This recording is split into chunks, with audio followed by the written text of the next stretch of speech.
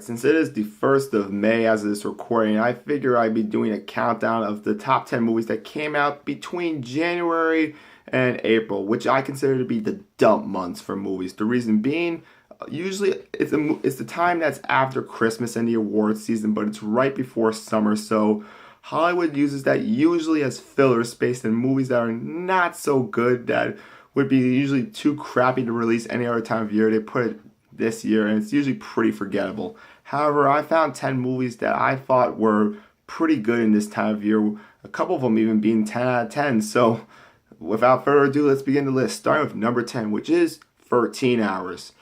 Now, when I saw this movie in late January, I thought to myself, before I went to go see this movie, I thought to myself, oh boy, it's just going to be another Michael Bay explosion fest with crappy writing and just absolutely no direction.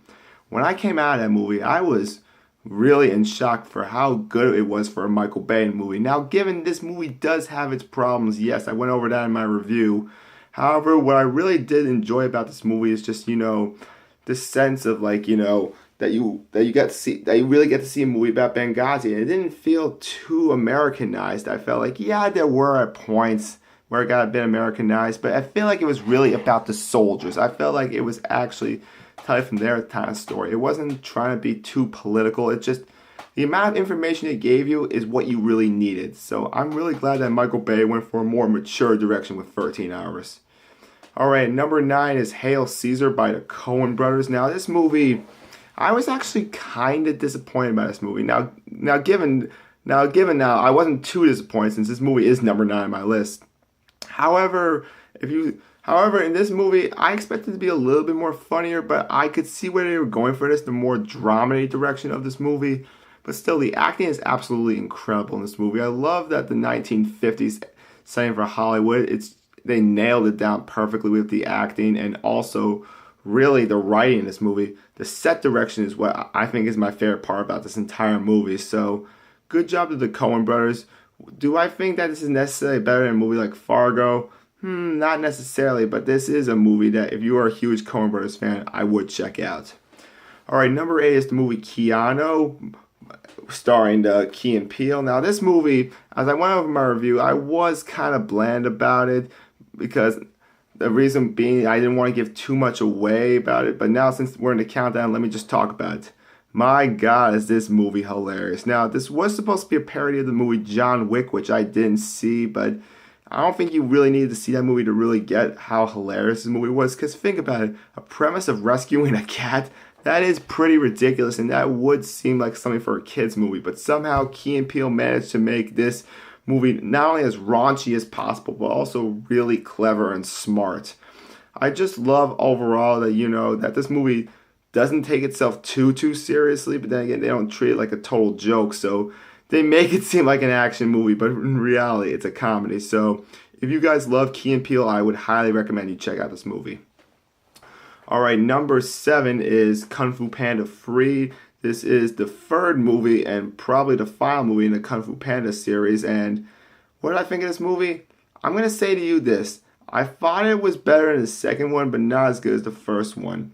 And yes, the voice acting is still incredible in this movie. This movie is absolutely gorgeous. Probably one of the best animated looking movies of the year so far. I mean, also the plot in this movie, it's pretty good for animated movie standards. And so yeah, I already went over a lot of my things in my review, so I'm just going to say that much. This is the first DreamWorks movie I've seen, an animated movie under 20th Century Fox banners. And I'm really glad that, they really held on well this movie. So yeah. And coming out number 6 is The Jungle Book by Jon Favreau. And I already went over this in my review, but I'm just going to say this again. I can actually trust Disney with doing some live action movies, given not all of them Maleficent, but this one I felt they really did a good job on. And hopefully, if the sequel is true and it is coming out, hopefully Jon Favreau's back on it and it's going to be freaking amazing. Okay, number 5 is 10 Cloverfield Lane. Now, when I went to go see this movie, I had just seen Cloverfield a couple hours before that, so I thought I was going to need to see it, even though people said you weren't going to. I was totally wrong about it. Like, the critics were right. Like, you didn't need to see the original Cloverfield. Instead, what you got was an intense thriller, which I hadn't seen since, The Gift, which, by the way, I think it rivals The Gift about being how intense it is, really. But I mean, still, John Goodman's performance, Mary Elizabeth Winstead's performance, and just the overall creepy atmosphere is what makes 10 Cloverfield Lane, I think, one of the most haunting movies of the year so far. Okay, number 4 is The Boss. Now, I already kind of went into this movie briefly, so I'm just going to make it fast. Melissa McCarthy, you are really hilarious. Can't wait to see in Ghostbusters. Oh, by the way, this movie was absolutely kick-ass with the writing and everything. Move on to number 3, which is Zootopia. Alright, now with Zootopia, when I first saw the trailer for this movie, I was thinking to myself, oh boy, another Disney movie. Let's bring it on. And yeah. And so I saw this movie, and it was just not only laugh out loud funny, but also just a really good, allegory for modern day issues. I mean, if you haven't seen this movie or if you haven't seen my review, go check it out, because this movie, I think, is one of Disney's best movies I've seen in a very, very long time. So yes, also the animation is very fluid in it. Alright, number 2 is Deadpool. Now, I don't need to say much about this movie. This movie is kick-ass. I mean, everyone seems to be loving Deadpool, and so you've heard everyone say it, so I'm just going to say this. Deadpool, I think it's probably the best superhero movie I've ever seen, because it not only reinvents it in a way, but also, it not only reinvents it, but it gave us some fun, actually. I mean, I see a lot of superhero movies, and I enjoy them a lot. However, they all feel cookie-cutter, too much. They focus a lot more on the action than they do on the comedy.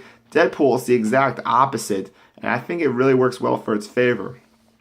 But my number 1 favorite movie of the dump month season of 2016 is Eye in the Sky. Now, for the longest time, Deadpool was my number 1 favorite movie of this time of year until Eye in the Sky came along, which is not only the most intense movie I've seen so far this year to be released in 2016, but I also feel like that, it's also one of the most informing movies of the year. I mean, if you've seen my review, I will go more detail into it, but let me just say this. Eye in the Sky, if this movie does not get nominated for some kind of award at the end of the year, I don't know what is wrong with the critics. So, yeah, that's my list. So, till again, this is White Rice signing off, and see you guys for Captain America Civil War. Bye.